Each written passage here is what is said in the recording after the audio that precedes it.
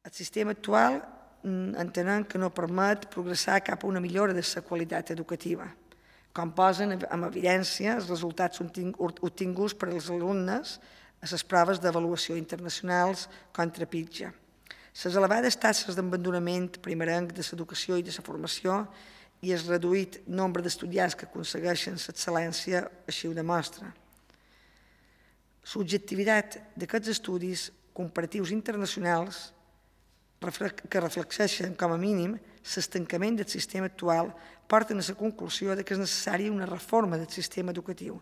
i és necessària una reforma que permeti desenvolupar al màxim el potencial de cada alumne, que s'interessi alumne per alumne, no com una globalitat, sinó com un individu. Els resultats del 2011, difusos per l'Eurostat, en relació amb els indicadors educatius de l'Estratègia Europa 2020, destaquen en claredat l'abandonament educatiu primerenc com una de les debilitats del sistema educatiu espanyol. En situar la taxa d'abandonament en un 26,5%, a sol 2011, i en tendència al descens, però molt lluny del valor mitjà europeu actual, que és un 13,5%, i dels objectius del 10% fixats per al 2020. Així, hi dèiem en referència al darrer informe Trepitja,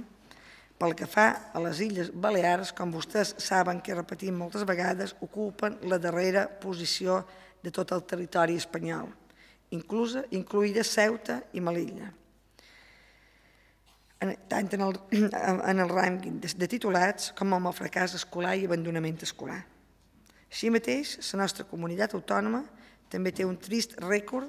de tenir les taxes d'idoneïtat d'alumnes de 12, 14 i 15 anys més baixes de tot Espanya. I per finalitzar, aquest rànquing